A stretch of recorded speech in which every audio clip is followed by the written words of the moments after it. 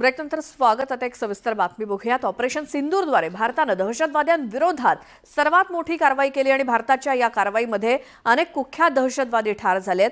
भारताच्या या कारवाईमुळे दहशतवाद्यांना मोठा दणका बसलाय आणि त्यामुळे पाकिस्तान आणि दहशतवाद्यांचं कंबरडं मोडलंय.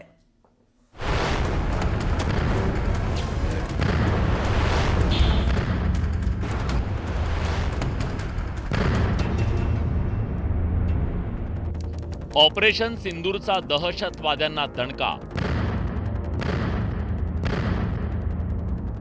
भारताच्या अनेक शत्रूंचा खात्मा.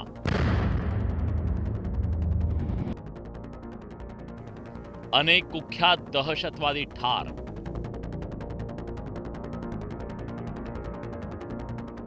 पहलगाम हल्ल्याचा बदला घेताना भारतीय सैन्य दलानं 7 मे रोजी दहशतवाद्यांविरोधात ऑपरेशन सिंदूर सुरू केलं.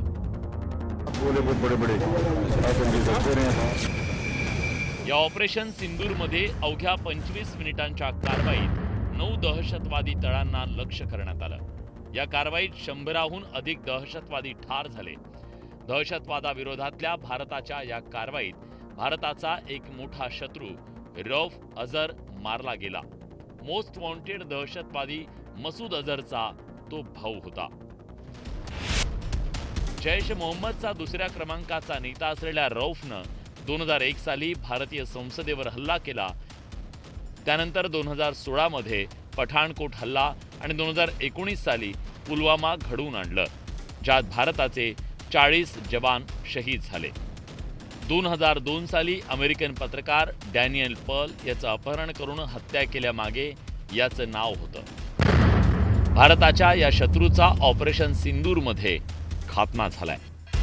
रौफ अझर सोबत या कारवाईत लष्कर-ए-तैयबा आणि जैश मोहम्मद या संघटनांशी संबंधित 5 मोठे दहशतवादी ठार झाले. भारताविरोधातल्या दहशतवादी हल्ल्यात हे दहशतवादी सहभागी होते. भारताच्या ऑपरेशन सिंदूरमध्ये लष्कर-ए-तोयबाचा टॉपचा कमांडर मुदस्सर खडियन खास उर्फ अबू जुंदलचा खात्मा झाला. तो मुरिदके इथं मरकज तैयबाचा प्रमुख होता. मुदस्सर पाकिस्तानी लष्कराचा अत्यंत जवळचा होता. भारताचा आणखी एक शत्रू असलेला जैश मोहम्मदचा हाफिज मोहम्मद जमील भारतीय सैन्यानं केलेल्या कारवाईत ठार झाला. जैश प्रमुख मौलाना मसूद अझरचा तो मोठा मेहुणा होता. हाफिज जमील बहावलपूरमधील मरकज सुबानअल्लाहचा प्रमुख होता.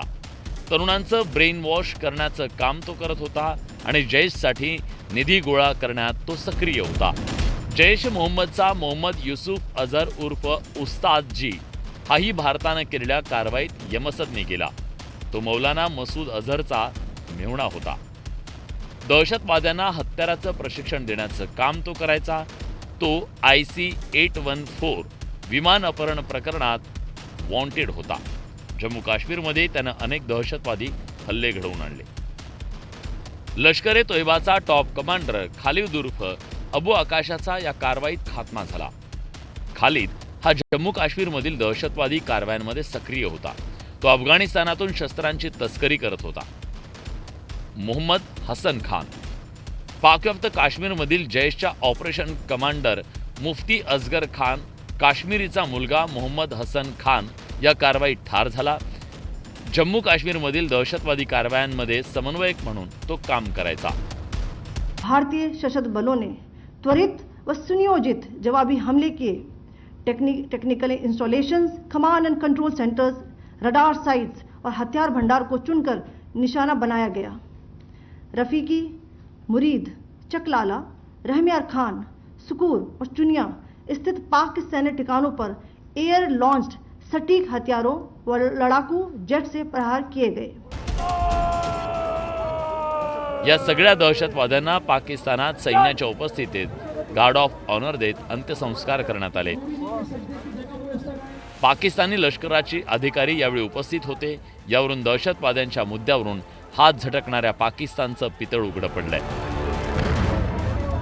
भारतानं ऑपरेशन सिंदूरमधून केलेल्या कारवाईमुळे दहशतवाद्यांचे तळ नाही तर त्या दहशतवाद्यांना प्रशिक्षण देऊन भारताविरोधात प्रोत्साहित करणाऱ्या दहशतवाद्यांच्या आकांनाही यमसदनी पाठवण्यात भारतीय सैन्याला यश आलंय.